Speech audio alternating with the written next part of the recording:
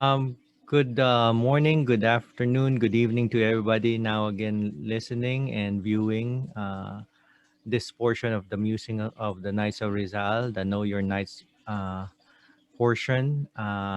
Today we have a very active member of the Knights of Rizal, a member of the Cabanatuan City chapter, uh, Sir Eddie Manawag.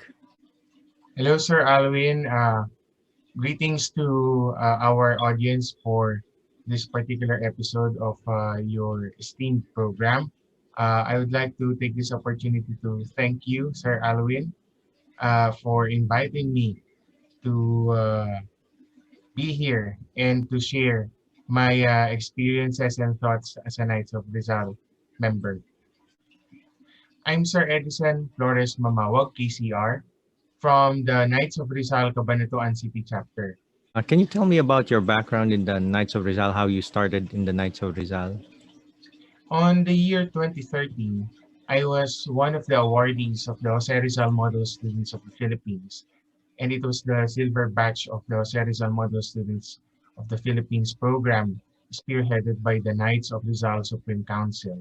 The year 2014, when right after I graduated in Wesleyan University, Philippines, in Cabanatuan City, Nueva Ecija, I was inspired and motivated to form a chapter here in our province because I thought when I received the JRMSP award, um, just like, is there a Knights of Rizal chapter, an active chapter in our province? And knowing that the province of Nueva Ecija is one of the first provinces that revolted against the Spaniards um, decades ago, and so I was surprised to know that there's none in our province. So I tried to communicate with mainly with academicians, with professors from the Wesleyan University Philippines and those serving in the public sector. It materialized because of the leadership of Sir Jeremiah Singson, KGCR, the Supreme Commander then.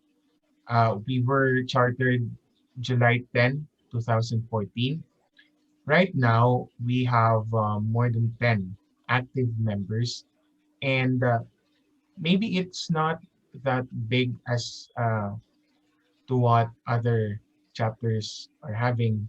But for me, it's not the quantity per se, but it's the quality of the members, the commitment of the members, the eagerness, the enthusiasm of the members to first, of course, to study the life, works, and teachings of Dr. Jose Rizal, to emulate his examples, and to spread his teachings not only here but elsewhere in the globe. The Cabanatuan City chapter has been established in 2014. So you're going on your 7 years. What makes your Cabanatuan City chapter special? What do you cherish about your chapter?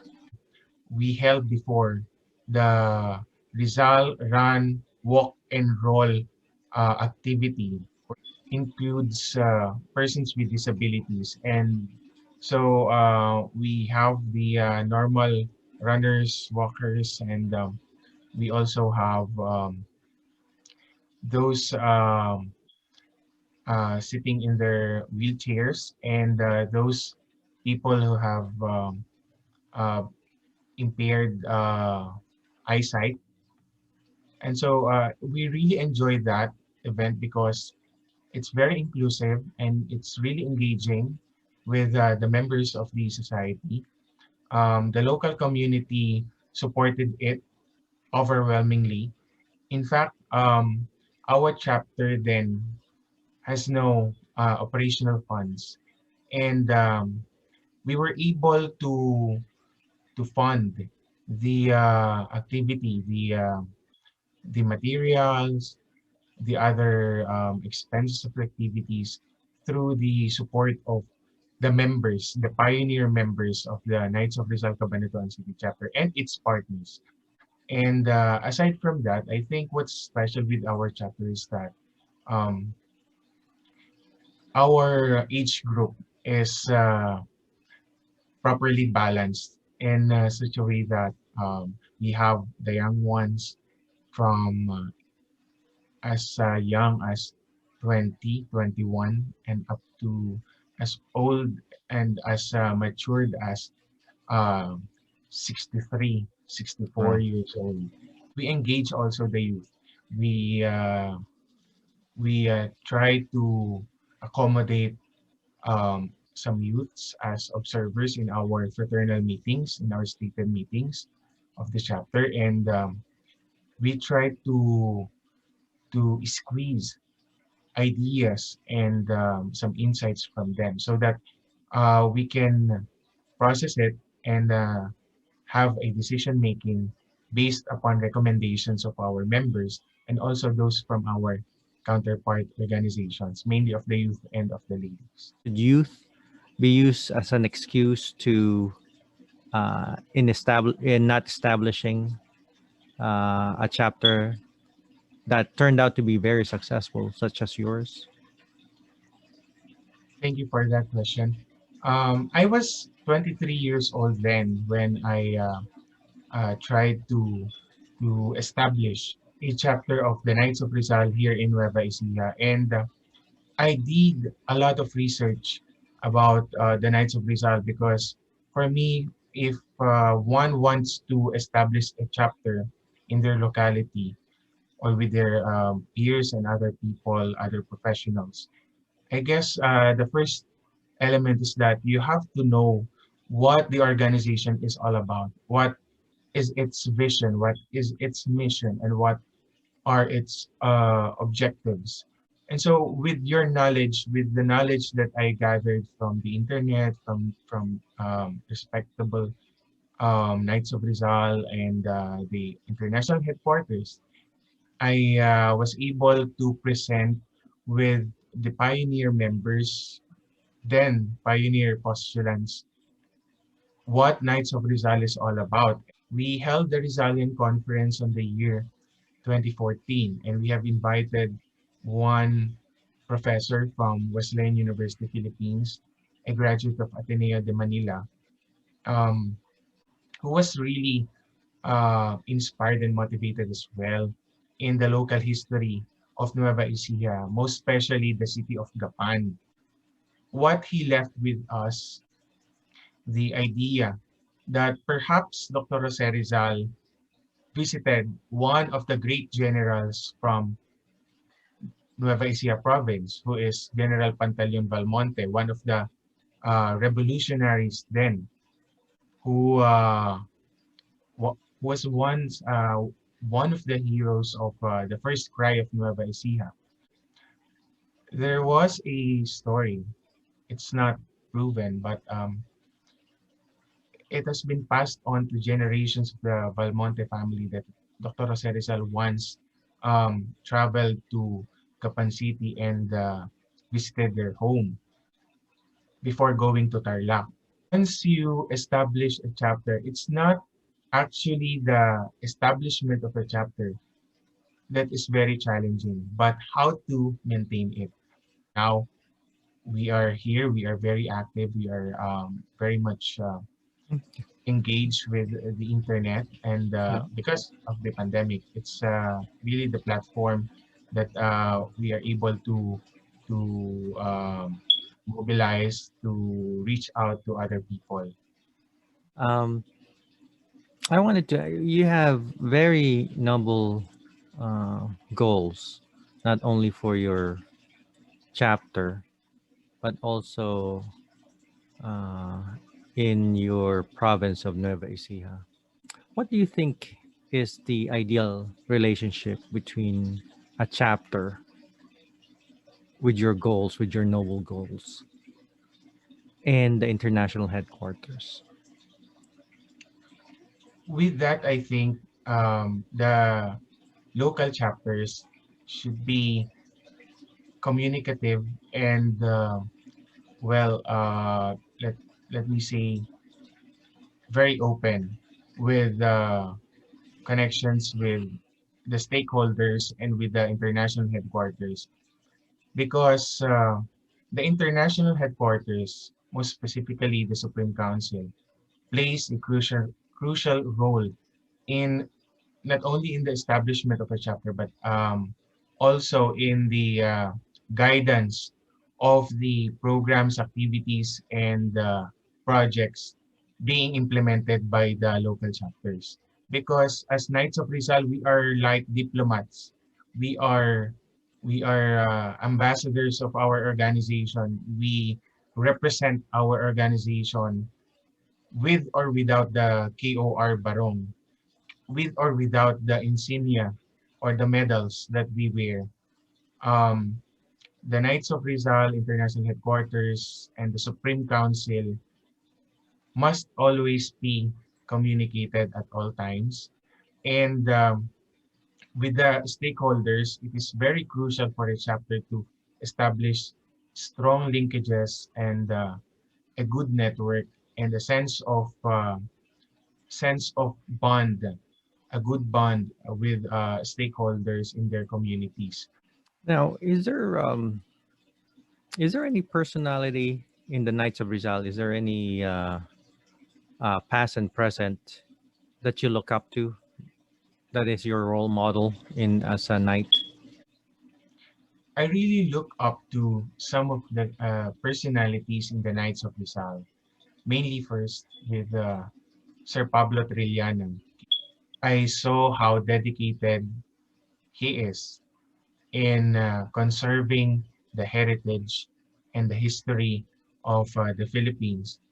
And he imbued a principle of commitment with me as I walk in the path of knighthood and also as I walk in the path of a chapter commander. I also would like to acknowledge one of the inspirations that I have, Sir Jeremiah Simpson, KDCR. He was able to show us, to make us feel how humility, despite having that grandeur of a rank, he went here several times. He engaged himself with our members, despite how few we were in some of our activities, made us feel that there are instances wherein we should engage ourselves no matter how few people are to to plant seeds of enthusiasm, to plant seeds of hope, to plant seeds of motivation. I would like to mention Sir Ambet Ocampo, a historian in the Philippines, because not only in the writings of Sir Ambet Ocampo that I was amazed, but rather with the way how he wants Rizal to be portrayed and showcased as a human being and not just a superhero. So those three persons that I've mentioned are the key persons who motivated me and inspired me in the Knights of Rizal. In those three personalities, I there's one commonality, I guess, is that they're committed to the task that's in front of them, and that's very commendable as a trait of a Knights of Rizal. What episode in the life of Rizal touched your heart? For me, his life in the Pitan when he was in exile was one of the inspiring and really touching episodes in his life because um, I saw how he handled frustrations, how he handled challenges, how he managed to cope up with stress, and how he was able to uplift a local community to his ideals and to his intended goal. And he was able to introduce several innovations. He was very, very active with research in botany, in zoology, in practicing medical medical field, in helping people, and most especially in educating the local people of the Pitan. What stick out as fun activity during the 7 years that your chapter has been around? Unconsciously, maybe.